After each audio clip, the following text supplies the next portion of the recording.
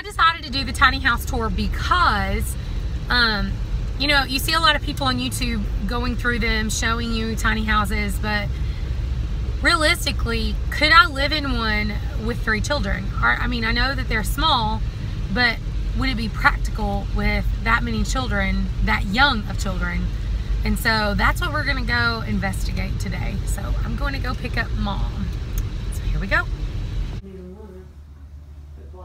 No, and if you bought, you know, a nice underpinning with the insulation factor, like you can get some of the insulation styrofoam and cover this thing up. I mean. Oh, and you can change the height of your cabinets. Mm-hmm.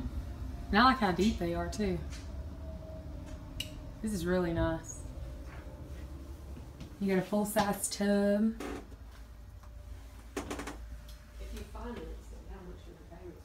You know, I've never looked into it. I'm not financing this one myself, so I don't know the owners. There are doing some tons of cabinets, guys. They've got lots of storage up on top of each of the cabinets. I know that Southeast Bank will loan on and then shell cloths. This probably would hold a queen size bed. I don't think it would fit our king, but it definitely would do a queen. And there's tons of cabinets, lots and lots and lots of storage. If you had this, I would say, oh, and it's got a little wardrobe. How cute!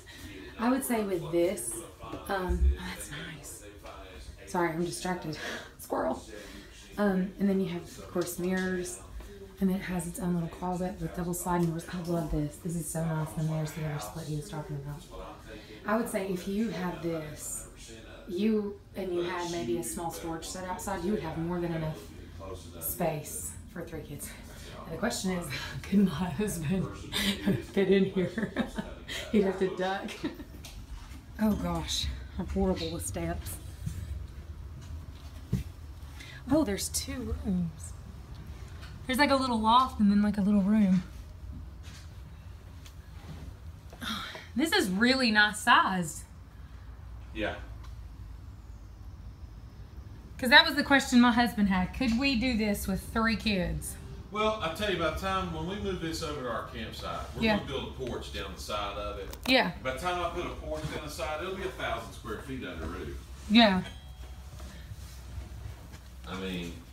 So you could have like an outdoor dining room and everything. It's got 2 little mini bedrooms, you know. I'm surprised at all the cabinet space you got. Yeah, it's got a lot of cabinet space. A ton.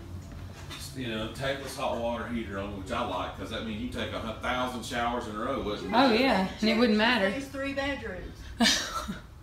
I ain't even lying. There's one here, and then one downstairs. Okay, I'm gonna come look. Starting out around 44,000. Okay, and it would look very similar to what you're seeing now. The only difference would be it wouldn't have the mini splits, the tongue and groove ceiling. The appliances would be white or black. It wouldn't be high end.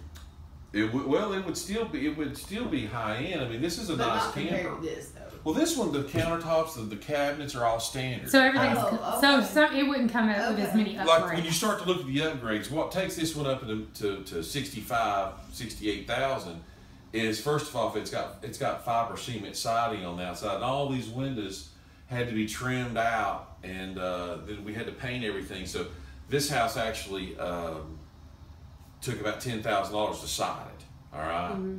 But it could have came with vinyl on the outside, and it would have had lap with horizontal at the top, so it still would have had 2-tone siding on it. This one's got 3. It's got board and batten, lap siding, and cedar shake on the outside.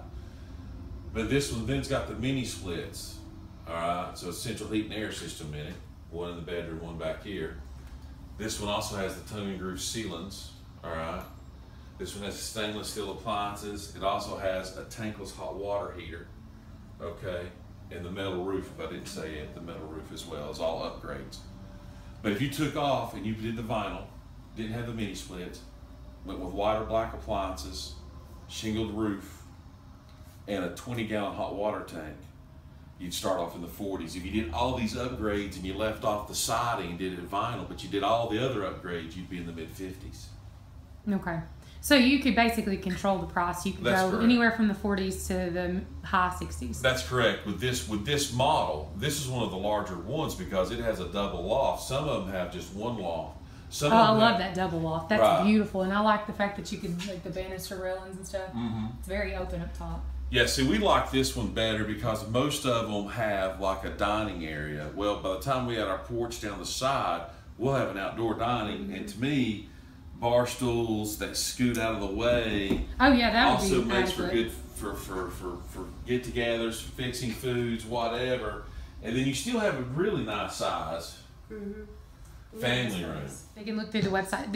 Is this on the website? It's not on the website yet. Natural Element Homes is our parent company. Okay. Okay, we specialize in log and timber frame homes. Okay. That's what we specialize in, but the tiny house movement, RV, park model has become a big thing, and that's why we're about to build that one out of log setting right here as well. Right. That'll be a 16 by 40, and then this one, we haven't had the time to develop it onto our website, and I think the owner's going to actually create like cabins to go. Oh, that'll be really cool. Like a smaller website that focuses only on the tiny house and RV. But for right now, they could go on the description and go through the website. They could probably find your phone number and contact you and be able to. They can find my contact information, and certainly I'll give it to you where you can put it at the bottom. Okay. You can call me or link back and then email me questions about it, and I can answer them from there for you. Okay, awesome. Okay. Thank you. But we just toured that tiny house. Even though he kept saying, don't call it a tiny house, it's actually technically a park model, because a tiny house is actually illegal in a lot of places. But these park models, it's actually standard to RV. It has RV standards, so you could park it anywhere. I'm in love with the thing. I just found my new house.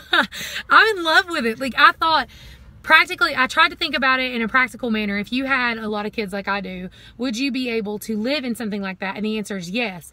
The only issue that I saw, and what he was saying is that there was some cabinets that were beside the refrigerator that he would have taken out and put a stackable washer and dryer. So that would be something you would obviously you'd have to do. But the other thing that I noticed is that like there is zero storage for kids' clothes. So that would be something you would have to take into consideration is where would you store your children's clothes? Now he's actually going to live in this house. As soon as it's no longer a model, he's going to move it out to another part of Tennessee, and him and his wife are going to move in it. And they're going to build, he said, 1,000 square feet of covered porch. And it's going to have a enclosed in half bath. So, I mean, technically he's living in the tiny house, but he's adding to it, so they don't really count.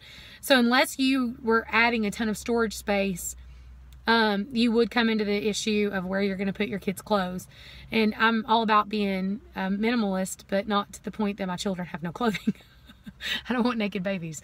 So that would be something you have to consider. Otherwise, I loved the house. I did too. The kitchen is so high end in that thing that you do not realize that you were in a tiny house. Yeah, like when I walked in, stainless steel appliances. And when I stepped in the door, I was like, holy cow, like it was way bigger.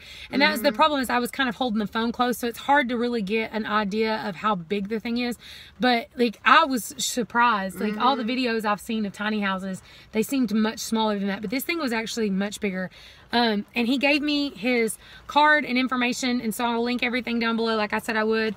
And then he gave me the brochure. If you guys are interested in it and you want to know more like the brochure and stuff, just go through the description. He said that there's, and I'll actually link his phone number and the address to this place, and you guys will be able to call him, let him know. And I told him that if anybody calls and says that they saw this on Hope's Homestead, to let him know, and he'd know where it came from. I'm not getting paid for this, just throwing that out there. I'm not getting paid.